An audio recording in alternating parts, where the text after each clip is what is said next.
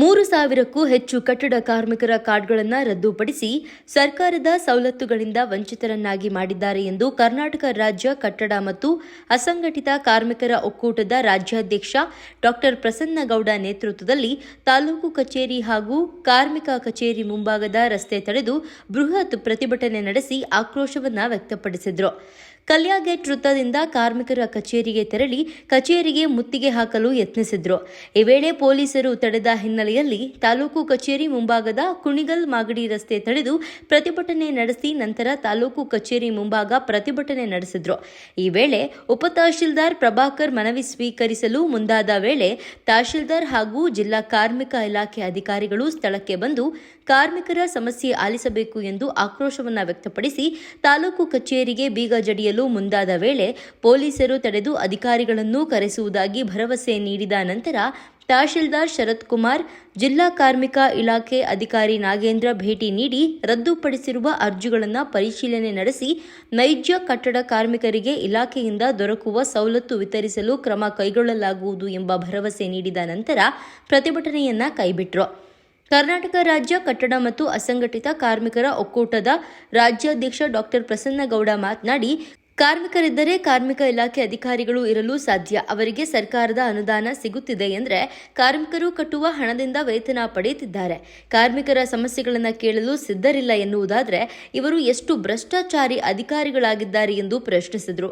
ಕರ್ನಾಟಕ ರಣಧೀರರ ವೇದಿಕೆ ರಾಜ್ಯಾಧ್ಯಕ್ಷ ಕೆಆರ್ ಶಂಕರ್ ಗೌಡ್ರು ಮಾತನಾಡಿ, ಕಾರ್ಮಿಕರ ಕಾರ್ಡ್ಗಳನ್ನು ರದ್ದುಪಡಿಸಿ ಆ ಹಣವನ್ನು ಗ್ಯಾರಂಟಿ ಯೋಜನೆಗಳಿಗೆ ನೀಡಲು ಅಧಿಕಾರಿಗಳಿಂದ ಕಾರ್ಮಿಕರಿಗೆ ವಂಚಿಸುತ್ತಿದ್ದಾರೆಯೇ ಎಂಬ ಅನುಮಾನ ಮೂಡಿದೆ ಎಂದರು.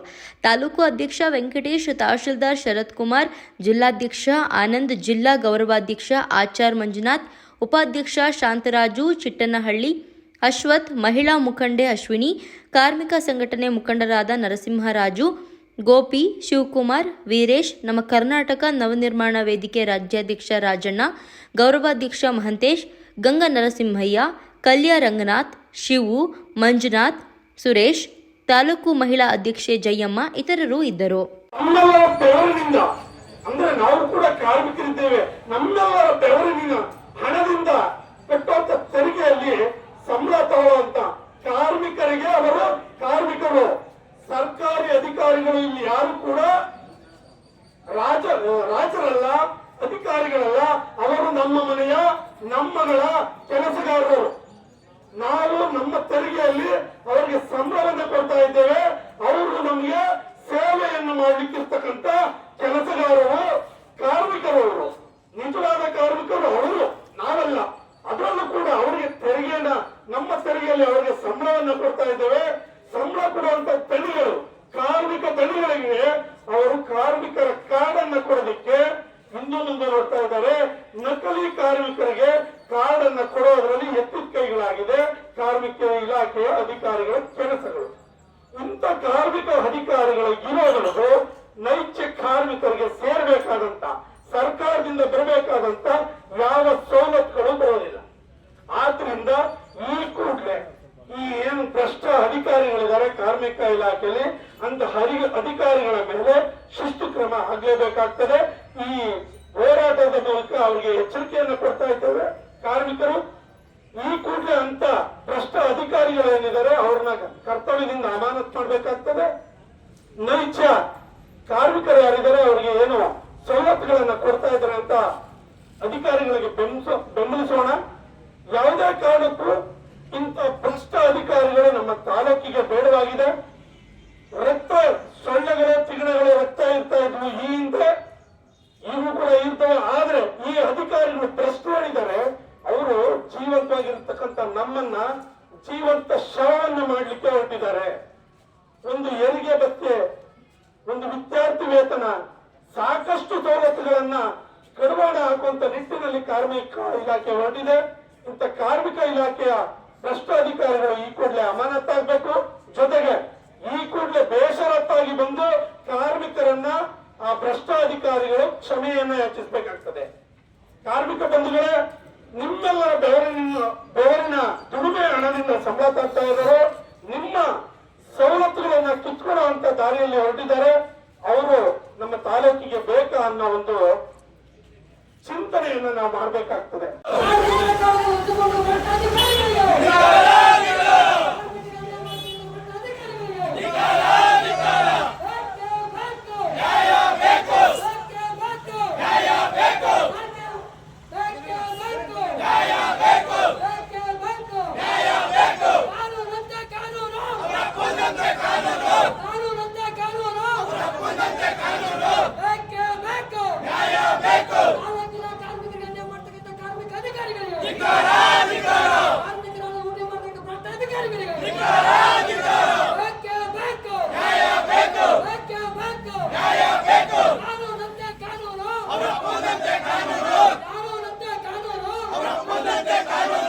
ವರ್ಗಾವಣೆ ಮಾಡಲೇಬೇಕು, ವರ್ಗಾವಣೆ ಮಾಡಲೇಬೇಕು.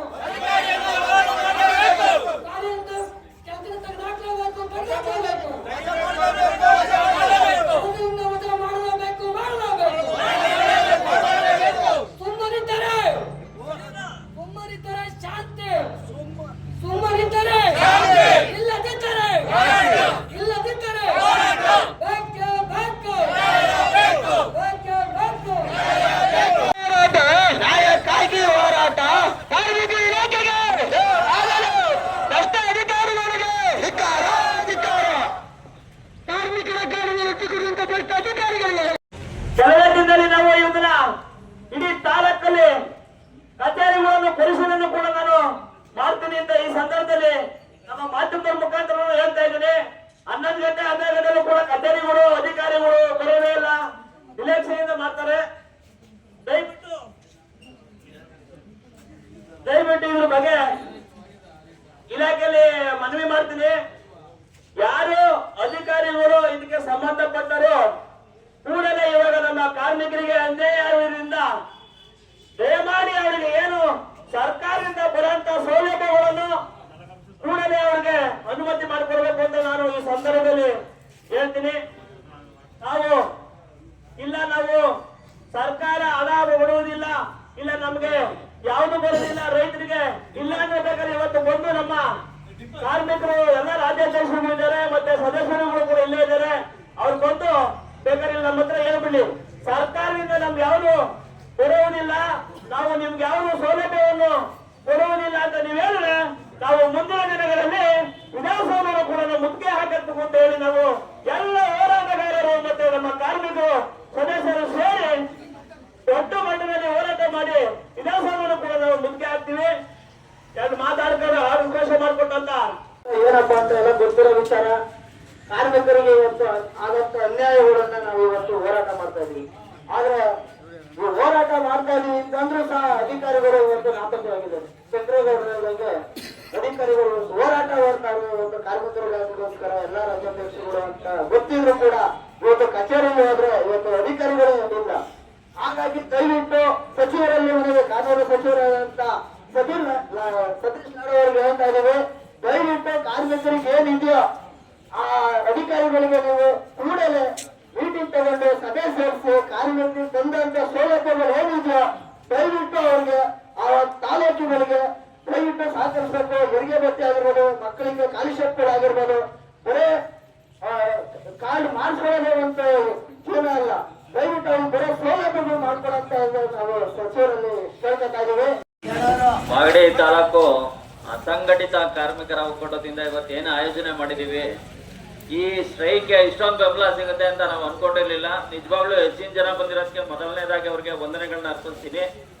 ನಾನು ಕಂಡಂಗೆ ನಮ್ಮ ಪ್ರಸನ್ನ ಗೌಡ್ರ ಆಫೀಸಲ್ಲಿ ದಿನ 100ರಿಂದ 200 ಕಂಪ್ಲೇಂಟ್ ಅರ್ಜಿಗಳು ಬರ್ತಾವೆ. ಅವತ್ತೆಲ್ಲ ಏನಾಗಿದೆ ಅಂದ್ರೆ 6 ತಿಂಗಳು, 1 ವರ್ಷ, 1.5 ವರ್ಷ, 2 ವರ್ಷ, ಒಂದು ಕೆಲಸನೂ ನಮ್ಮ ಮಾಗಡಿ ತಾಲೂಕಿನ ಕಾರ್ಮಿಕ ಅಧಿಕಾರಿ ಒಂದು ಮಾಡಿಲ್ಲ. ಅದನ್ನ ಅದು ಏನ್ ಕಾರಣ ಅಂತ ಇನ್ನ ನಮಗೂ ಗೊತ್ತಾಗ್ತಾ ಇಲ್ಲ. ಈ ರೂಪರೇಷೆಗೆ ಅವ್ರು ಇಷ್ಟಲ್ಲಾಗ್ಲೇ ಬರ್ಬೇಕಾಯ್ತು. ಮಾಗಡಿ ತಾಲೂಕು ಕಾರ್ಮಿಕ ಅಧಿಕಾರಿ ಬಂದಿಲ್ಲ ಅಂದ್ರೆ ಅವರ ಬೇಜವಾಬ್ದಾರಿತನ ಎಷ್ಟು ಇದೆ ಇದರಲ್ಲಿ ಅನ್ನೋದು ಮಂದಟ್ ಆಗ್ತಾ ಇದೆ ಎಲ್ರಿಗೂ.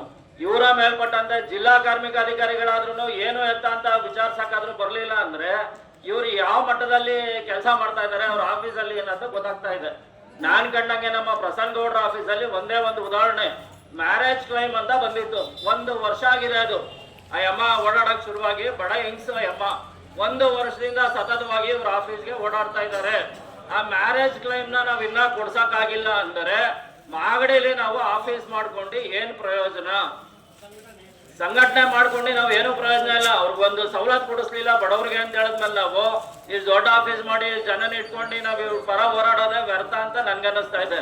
ಇದರಿಂದ ಮೇಲ್ಕಂಡ ತಾಲೂಕು ಕಾರ್ಮಿಕ ಅಧಿಕಾರಿ ಏನಿದ್ದಾರೆ ಇನ್ನ ಮುಂದಿನ ದಿನಗಳಲ್ಲಿ ಇನ್ನ ಏನಾದ್ರೂ ಎಚ್ಚೆತ್ಕೊಳ್ಳಿಲ್ಲ ಅಂದ್ರೆ ಕಾರ್ಮಿಕ ಅಧಿಕಾರಿ ವಿರುದ್ಧ ಆಗ್ಲಿ ಜಿಲ್ಲಾ ಕಾರ್ಮಿಕ ಅಧಿಕಾರಿ ವಿರುದ್ಧ ಉಗ್ರವಾದ ಹೋರಾಟ ಮಾಡ್ಬೇಕಾಗತ್ತೆ ಅಂತ ಈ ಸಂದರ್ಭದಲ್ಲಿ ನಾನು ಮನವಿ ಮಾಡ್ತಾ ಇದ್ದೀನಿ. ಇಂಥ ಸಮಸ್ಯೆಯನ್ನ ಏನ್ ಸಮಸ್ಯೆ ಆಗಿದೆ ನಿಮಗೆ ಸಂಬಂಧಪಟ್ಟ ಅಧಿಕಾರಿಗಳನ್ನ ಕರೆಸಿ ಆ ಸಮಸ್ಯೆಯನ್ನ ಬಗೆಹರಿಸ್ತೀವಿ ಅಂತ ಹೇಳಿ ನಮ್ಮ ಮುಂದೆ ಹೇಳ್ಬೇಕಾಗಿತ್ತು. ಆದ್ರೆ ಕೂಡ ಇದುವರೆಗೂ ಕೂಡ ನಾವೇನು ತಂದೆ ಸಮಾನರು ಈ ಮಾಗಡಿ ತಾಲೂಕಿನ ಮಕ್ಕಳಿಗೆ ನ್ಯಾಯವನ್ನು ಇಟ್ಕೊಡ್ತಾರೆ ಅಂತೇಳಿ ದಂಡಾಧಿಕಾರಿಗಳನ್ನ ಈ ತಾಲೂಕಿನಲ್ಲಿ ನೇಮಿಸಿಕೊಂಡಿದ್ದಾರೆ. ನಮ್ಮ ಒಂದು ಸಮಸ್ಯೆಗೆ ಇದುವರೆಗೂ ಕೂಡ ಸ್ಪಂದಿಸ್ತಿಲ್ಲ. ಕಾರ್ಮಿಕರ ವಿಚಾರವಾಗಿ ಕಾರ್ಮಿಕರ ಸಮಸ್ಯೆಗಳನ್ನ ತಮ್ಮ ಮುಂದಿಟ್ಟು ಕಾರ್ಮಿಕ ಪರವಾಗಿ ಯಾರು ಇಲ್ಲಿ ಕೆಲಸವನ್ನ ಮಾಡ್ತಾ ಇದ್ದಾರೆ, ಆ ಅಧಿಕಾರಿಗಳು ಕಾರ್ಮಿಕರಿಗೆ ದ್ರೋಹವನ್ನ ಬಗೆತಾ ಇದ್ದಾರೆ, ಕಾರ್ಮಿಕ ವಿರೋಧವಾಗಿ ಕೆಲಸವನ್ನ ನಿರ್ವಹಿಸ್ತಾ ಇದ್ದಾರೆ. ಅಂತಹ ಕಾರ್ಮಿಕ ನಿರೀಕ್ಷಕರು ಈ ತಾಲೂಕಿನಲ್ಲಿ ಇರಕೂಡದು. ಕಾರ್ಮಿಕ ವಿರೋಧವಾಗಿ ಕೆಲಸ ಮಾಡ್ತಾ ಇರ್ತಕ್ಕಂತಹ ಸಿಬ್ಬಂದಿಗಳು ಕೂಡ ಇಲ್ಲಿ ಈ ತಾಲೂಕಿಗೆ ಅವಶ್ಯಕತೆ ಇಲ್ಲ. ಈ ಸಂದರ್ಭದಲ್ಲಿ ಮಾಧ್ಯಮದ ಮೂಲಕ ಈ ತಾಲೂಕಿನ ಮಾನ್ಯ ಶಾಸಕರಲ್ಲಿ ಮನವಿ, ನಿಮ್ಮ ತಾಲೂಕಿಗೆ ಏನು ಒಂದು ಕೇಳನ್ನ ಬಯಸುವಂತದ್ದು ಅಥವಾ ಅವ್ಯವಸ್ಥೆಯಲ್ಲಿ ಕಾರ್ಯವನ್ನ ನಿರ್ವಹಿಸ್ತಾ ಇದ್ದಾರೆ, ಅಂತ ಅಧಿಕಾರಿಗಳನ್ನ ಈ ಕೂಡಲೇ ಇಲ್ಲಿಂದ ಎತ್ತಂಗಡಿಯನ್ನ ಮಾಡಿ, ಅಂತಹ ಅಧಿಕಾರಿಗಳಿಂದ ನಿಮಗೆ ಧಕ್ಕೆ ಬರ್ತಕ್ಕಂಥದ್ದು ಬಹುಶಃ ಸತ್ಯ ಅದು. ಹಾಗಾಗಿ ಮಾನ್ಯ ಶಾಸಕರು ಇದ್ರ ಬಗ್ಗೆ ಕೂಡ ಎತ್ತೆತ್ಕೊಳ್ಬೇಕು. ಕಾರ್ಮಿಕ ಜಿಲ್ಲಾಧಿಕಾರಿಗಳಿಗೂ ಸುಮಾರು ಬಾರಿ ಮನವಿಯನ್ನ ಸಲ್ಲಿಸಲು ಕೂಡ ಯಾವುದೇ ರೀತಿಯ ಸ್ಪಂದನೆ ಇಲ್ಲ. ನೀವು ತಿಳ್ಕೊಂಡಿರ್ಬೋದು, ಏನೋ ಹೋರಾಟ ಮಾಡ್ತಾರೆ, ಬೀದಿಯಲ್ಲಿರೋದು 1 ಗಂಟೆ ಮಾಡ್ತಾರೆ, 2 ಗಂಟೆ ಮಾಡ್ತಾರೆ, ಆತರ ದಿನನಿತ್ಯ ಬಂದು ಏನ್ ಮನೆಗಳನ್ನ ಕೊಟ್ಟು ಹೋಗ್ತಾರ, ಮನೆಗಳನ್ನ ಇಟ್ಕೊಂಡು ನಾವು ಪಕ್ಕದಲ್ಲಿ ಇಟ್ಕೊಳ್ಳೋಣ ಅಥವಾ ಸೈಡ್ ಬಿಸಾಕೋಣ ಅಂತ ನೀವು ಅಂದ್ಕೊಂಡಿರ್ಬೋದು. ಸುಮಾರು ಮಾದರಿಗಳಿದಾವೆ. ನಮ್ಮ ಹೋರಾಟಕ್ಕೆ ಸಿಕ್ಕಂತಹ ದೇಹಗಳು ಸುಮಾರು ಕಾರ್ಮಿಕ ನಿರೀಕ್ಷಕರನ್ನ ಮನೆಗಟ್ಟಿದ್ದೀವಿ, ಸುಮಾರು ಕಾರ್ಮಿಕ ಸಿಬ್ಬಂದಿಗಳನ್ನ ಮನೆಗೆ ಕಳಿಸಿದ್ದೀವಿ. ದಯವಿಟ್ಟು ಕಾರ್ಮಿಕ ಹೋರಾಟಗಾರರನ್ನ ಕೆಣಕಬೇಡಿ. ಕಾರ್ಮಿಕ ಹೋರಾಟಗಾರರ ತಾಳ್ಮೆಯನ್ನ ಪರೀಕ್ಷೆ ಮಾಡಬೇಡಿ ಅಂತ ಈ ಸಂದರ್ಭದಲ್ಲಿ ಕೇಳ್ಕೊಳ್ತಾ ಇದ್ದೀವಿ. ತಿಂಗಳಾಗಿದೆ ಅಷ್ಟೇ. ಇವಾಗ ಇಲ್ಲಿ ಹೊಸದಾಗಿ ಏನು ಸಚಿನ್ ಅಂತ ಒಬ್ರು ಕಾರ್ಮಿಕ ನಿಷ್ಕರಿದ್ದಾರೆ, ಅವರು ಕೂಡ ನಮ್ಮ ಇಲಾಖೆಗೆ ಹೊಸಬರವರು. ಕಳೆದ 1 ತಿಂಗಳಿಂದ ಅವರು ರಿಪೋರ್ಟ್ ಆದ್ರು, ಮತ್ತೆ 2 ತಿಂಗಳು ಮತ್ತೆ ಆಮೇಲೆ ಅವರು ತರಬೇತಿ ಅವಧಿ ಹೋದ್ರು. ಇವಾಗ ಒಂದು 1 ತಿಂಗಳಿಂದ ಮತ್ತೆ ಅವರು ಕರ್ತವ್ಯಕ್ಕೆ ವರದಿ ಮಾಡ್ಕೊಂಡಿದ್ದಾರೆ. ನಿಮ್ಗೆ ಗೊತ್ತಿರೋ ಹಾಗೆ ನಮ್ಮ ಇಲಾಖೆಯಲ್ಲಿ ಒಬ್ಬ ಡಾಟಾ ಎಂಟ್ರಿ ಆಪರೇಟರ್, ಒಬ್ಬ ಇನ್ಸ್ಪೆಕ್ಟರ್ ಅಷ್ಟೇ ಇರೋದು. ಹಾಗಾಗಿ ನಮ್ಮ ಇಲಾಖೆಯಲ್ಲಿ ಹೊಸ ಸಾಫ್ಟ್ವೇರ್ ಆಗಿರೋದ್ರಿಂದ ಯಾವುದೇ ಒಂದು ಕಟ್ಟಡ ಕಾರ್ಮಿಕ ಅರ್ಜಿ ಹಾಕ್ಬೇಕು ಅಂದ್ರೆ ಆ ನಿಯಮದ ಪ್ರಕಾರ ಏನೇನು ದಾಖಲೆಗಳಿದೆ ಅದನ್ನ ದಾಖಲೆ ಕೊಟ್ಟು ಅದನ್ನ ಅವರು ಅರ್ಜಿ ಹಾಕ್ಬೇಕಾಗುತ್ತೆ.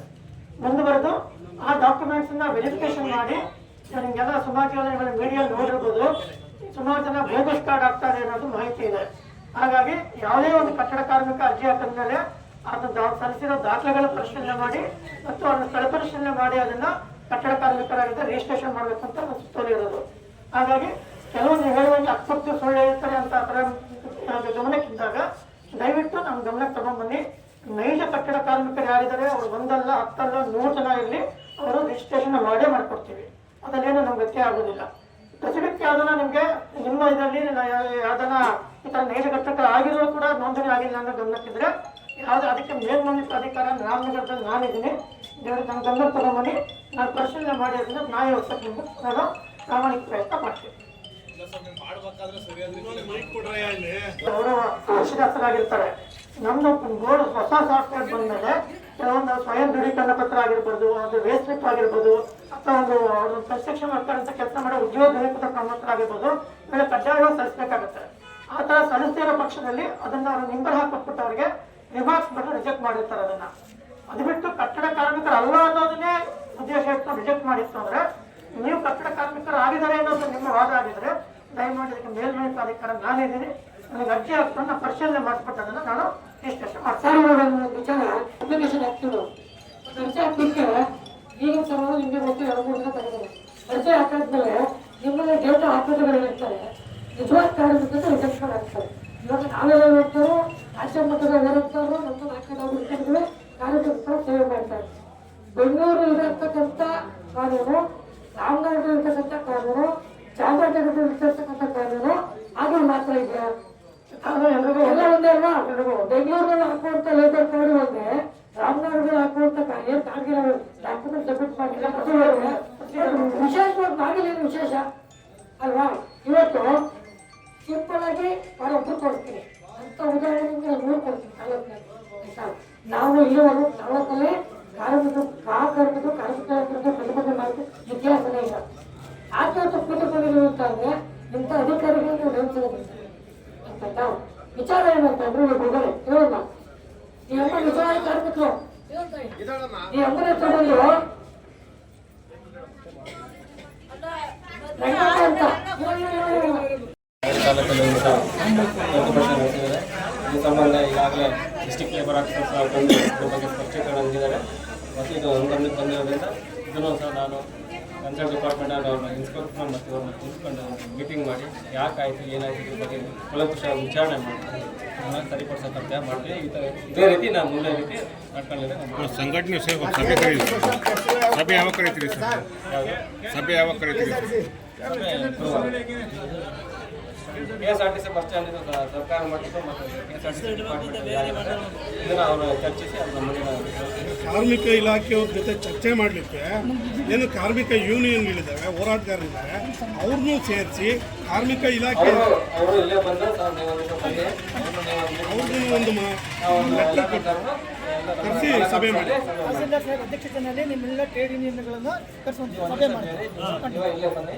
ನಮ್ಮ ಏನು ಮಾಹಿತಿ ಏನು ಸಂಘಟನೆಗಳಿದ್ದಾವೆ ಯಾರು ಅಧ್ಯಕ್ಷ ಅವನ್ನೆಲ್ಲ ಕರೆಸಿಕೊಂಡು ಸಭೆ ನಡೆಸಿ. ಕಾರ್ಮಿಕ ಅಧಿಕಾರಿ ಏನು ಇವಾಗ ನಮ್ಮ ಕರ್ನಾಟಕ ರಾಜ್ಯ ಕಟ್ಟಡ ಮತ್ತು ಅಸಂಘಟಿತ ಕಾರ್ಮಿಕ ಕುಟುಂಬರು ನಮ್ಮ ಕಾರ್ಮಿಕ ಇಲಾಖೆ ಮಾಹಿತಿ ಬಗ್ಗೆ ಮಾಹಿತಿ ಒಂದು ಅಲ್ಲಿ ಸರಿಯಾಗಿ ಕೆಲಸ ಆಗ್ತಿಲ್ಲ ಅಂತ ಮಾಹಿತಿ ಕೊಟ್ಟಿದ್ದಾರೆ. ಅದ್ರ ಬಗ್ಗೆ ನಾನು ಪರಿಶೀಲನೆ ಮಾಡಿಬಿಟ್ಟು ನೈಜ ಕಟ್ಟಡ ಕಾರ್ಮಿಕರು ಯಾರಿದ್ದಾರೆ ಅವ್ರು ನಮ್ಮ ಇಲಾಖೆಯಿಂದ ಏನೇನು ಸೌಲಭ್ಯ ಸಿಗಬೇಕು ಇದಕ್ಕೆ ಖಂಡಿತ ಕೊಡಿಸೋದ್ರ ಬಗ್ಗೆ ನಾನು ಪ್ರಾಮಾಣಿಕ ಪ್ರಯತ್ನ ಮಾಡ್ತೀನಿ. ಇಲ್ಲ ಇವಾಗ ಅವರು ಇವಾಗ ಹೊಸದಾಗಿ ಬಂದಿರೋ ಅಧಿಕಾರಿ ಅವ್ರಿಗೆ 3 ತಿಂಗಳು ಟ್ರೈನಿಂಗ್ ಮುಗಿಸ್ಕೊಂಡು ಇವಾಗ ರೀಸೆಂಟ್ 15 ದಿವಸದಿಂದ ಬಂದಿದ್ದಾರೆ. ಅದನ್ನು ಏನಕ್ಕೆ ಈ ಥರ ವ್ಯತ್ಯಯ ಆಗಿದೆ ಅಂತ ವಿಚಾರ ಹೇಳ್ತೀನಿ. ಒಂದು ಕಾರ್ಮಿಕ ಒಂದು ಕಾರ್ಡ್ ನೋಂದಣಿ ಮಾಡಿಸ್ಕೊಂಡು ಅವನು ಮತ್ತೆ ಮರು ನೋಂದಣಿ ಮಾಡಿಸ್ಕೊಳ್ಳಿಕ್ಕೆ ನೀವೇ 1 ವರ್ಷ ಟೈಮ್ ಕೊಟ್ಟಿರ್ತೀರಿ. ಹೌದಾ? ರಿನ್ಯೂವಲ್ 1 ವರ್ಷ ಟೈಮ್ ಕೊಟ್ಟ ನಂತರ ಆತ ರಿನ್ಯೂವಲ್ಗೆ ಹಾಕ್ಕೊಂಡಾಗ ಮರು ನೋಂದಣಿಗೆ ಹಾಕ್ಕೊಂಡಾಗ ಅದನ್ನು ರಿಜೆಕ್ಟ್ ಮಾಡಿ ಅವ್ನು ಡೇಟ್ ಆಗೋಯ್ತು ಕಾರ್ಡ್ ಸೀನಿಯಾರಿಟಿ ಹೋಗುತ್ತಾ ಸೀನಿಯಾರಿಟಿಗೆ ಪ್ರಶ್ನೆ ಬರಲ್ಲ. ಅಲ್ಲ ಸರ್, ಈಗ ಒಂದು ಪ್ಲೀಸ್ ನಾನು ಕ್ವಶನ್ ಅರ್ಥ ಮಾಡ್ತೀನಿ. ಈಗ 1 ವರ್ಷ ಟೈಮ್ ಕೊಟ್ಟಿರ್ತೀವಿ, ಅವನು ಕಾರ್ಮಿಕ ಅವನಿಗೆ ಅವ್ನು ಕಾರ್ಡ್ ನೋಡ್ಕೊಂಡೇ ಕೂತ್ಕೊಳ್ಳೋದಿಲ್ಲ. ಅವ್ನು ಕೆಲಸ ಮಾಡ್ತಾನೆ. ಅವ್ನು ಕೆಲಸ ಮಾಡೋದ್ರಿಂದ ಅವನೇ ಮಾಡ್ತಾರೆ 1 ವರ್ಷ ಅವ್ನು ನೋಡ್ಕೊಂಡಿರೋದಿಲ್ಲ. ಲಾಸ್ಟ್ ಪೀಕ್ ಟೈಮಲ್ಲಿ ಬರ್ತಾನೆ. ಪೀಕ್ ಟೈಮಲ್ಲಿ ಬಂದು ಈ ಥರ ನೀವು ಹೇಳ್ದಂಗೆ ಅಧಿಕಾರಿಗಳು ಅವನ ಕಾರ್ಡನ್ನು ರಿಜೆಕ್ಟ್ ಮಾಡ್ಕೊಂಡ್ರೆ ಆ ಕಾರ್ಡಿನ ಸೀನಿಯಾರಿಟಿ ಹೋಗುತ್ತಾ ಹೊಸ್ದಾಗಿ ಬರೋದಲ್ಲ ಸರ್. ಈಗ ನಾನು ಎಕ್ಸಾಂಪಲ್ ನಾನು ಒಂದು 15 ವರ್ಷದಿಂದ ಕಾರ್ಡ್ ಮಾಡಿಸ್ಕೊಂಡಿರ್ತೀನಿ. 15 ವರ್ಷದ ಕಾರ್ಡ್ ಮಾಡಿಸ್ಕೊಂಡು ಇಂಥ ಅಧಿಕಾರಿಗಳು ಬಂದಾಗ ಏನಾಗುತ್ತೆ, ನನಗೆ 1 ವರ್ಷ ನನಗೆ ಟೈಮ್ ಇರ್ತದೆ ಕಾರ್ಡ್ ರಿನ್ಯೂವಲ್ಗೆ. ಆ 1 ವರ್ಷ ಕಾರ್ಡ್ ರಿನ್ಯೂವಲ್ ಟೈಮಲ್ಲಿ ನಾನು ಲಾಸ್ಟ್ ಟೈಮಲ್ಲಿ ಬರ್ತೀನಿ, ಲಾಸ್ಟ್ ಮೂಮೆಂಟಲ್ಲಿ ನೆಕ್ಸ್ಟ್ ಮೂಮೆಂಟಲ್ಲಿ ಬರ್ತೀನಿ, ರಿನ್ಯೂವಲ್ಗೆ ಹಾಕ್ಕೋತೀನಿ. ರಿನ್ಯೂವಲ್ಗೆ ಹಾಕ್ಕೊಂಡಾಗ ಆ ಕಾರ್ಡು ನೀವೇನು ಮಾಡ್ತೀರಿ, ಆಸ್ ಅ ಬ್ಲೈಂಡಾಗಿ ಏನು ಮಾಡ್ತೀರಿ, ರಿಜೆಕ್ಟ್ ಮಾಡ್ತೀರಿ. ರಿಜೆಕ್ಟ್ ಮಾಡಿದಾಗ ಆತನ ಕಾರ್ಡ್ ಸೀನಿಯಾರಿಟಿ ಹೋಗುತ್ತೆ. ಬ್ಲೈಂಡ್ ಸರ್ ಇದು ಸರ್. ಕಾನೂನು ಪ್ರಕಾರ ವರ್ಷದಲ್ಲಿ ಒಬ್ಬ ಕಟ್ಟಡ ಕಾರ್ಮಿಕ 90 ದಿವಸ ಕೆಲಸ ಮಾಡಲೇಬೇಕು ಅಂತ ಇದೆ ಸರ್. ಕಟ್ಟಡ ಕಾರ್ಮಿಕ ಅಲ್ಲ ಅಂದ್ರೆ ಮಾತ್ರ ರಿಜೆಕ್ಟ್ ಮಾಡ್ತಾರೆ. ನನ್ನ ಕ್ವಶನ್ ನೀವು ಪೂರ್ತಿ ಅರ್ಥ ಮಾಡ್ಕೊಳ್ಳಿಲ್ಲ. ಸರ್, ಇಲ್ಲಿ ಮಾಗಡಿ ತಾಲೂಕಿನಲ್ಲಿ ನೋಡಿ ಸರ್, ನಾನು ಒಬ್ಬ ಕಾರ್ಮಿಕರನ್ನ ದಿನ ಬೆಳಗ್ಗೆ ನೋಡೋನಾಗಿ ಹೇಳ್ತಾ ಇದ್ದೀನಿ. ಮಾಗಡಿ ತಾಲೂಕಲ್ಲಿ ಮೂರು ತಿಂಗಳಲ್ಲ ನಿಮ್ಮ ಲೆಕ್ಕ, 9 ತಿಂಗಳು ಗಾರೆ ಕೆಲಸ ಮಾಡ್ತಾನೆ, 3 ತಿಂಗಳು ವ್ಯವಸಾಯ ಮಾಡ್ತಾನೆ. ವ್ಯವಸಾಯನೂ ಮಾಡಬೇಕು, ಇಲ್ಲಿ ವ್ಯವಸಾಯನೂ ನಂಬಿದ್ದಾರೆ. ಇವ್ರೇನು ಮಾಡ್ತಾರೆ, ಊರಲ್ಲಿ ಯಾವುದೋ ಒಂದು ಇರಲಿ ವ್ಯವಸಾಯ ಅಂತ ಹೇಳ್ಬಿಟ್ರೆ ಸಾಕು, ಅದನ್ನು ರಿಜೆಕ್ಟ್. ಅವ್ನಿನ್ನು 9 ತಿಂಗಳು ಇದೇ ಕೆಲಸ ಅವ್ನಿಗೆ ಆರ್ಥಿಕ ವ್ಯವಸ್ಥೆ ಕೂಲಿನೇ. ಅವನಿಗೆ ಆರ್ಥಿಕ ವ್ಯವಸ್ಥೆ ಬರ್ತಾ ಇರೋದು ಯಾವುದರಿಂದ, ಕೂಲಿಯಿಂದ. ಅವನು 3 ತಿಂಗಳು ಅವನ ಅಪ್ಪನ ಅವ್ನ ತಾತನ ಬಿಟ್ಟು ಹೋಗಿರೋ ಅಷ್ಟನ್ನು ಗೈಲೇಬೇಕು, ಅವನು ಬಿಡಂಗಿಲ್ಲ. ಅದನ್ನು ಇಟ್ಕೋಬೇಕು. ಇವ್ರೇನು ಮಾಡ್ತಾರೆ, ಊರಿಗೆ ಹೋಗ್ತಾರೆ. ನಾಗೇಂದ್ರ ಏನು ಕೆಲಸ ಮಾಡ್ತಾರೆ, ಇಲ್ಲ ಅವ್ನ ಮನೆ ವ್ಯವಸಾಯ ಮಾಡ್ತಾರೆ, ರಿಜೆಕ್ಟ್ ಮಾಡ್ತಾ ಇದ್ದಾರೆ ಸರ್.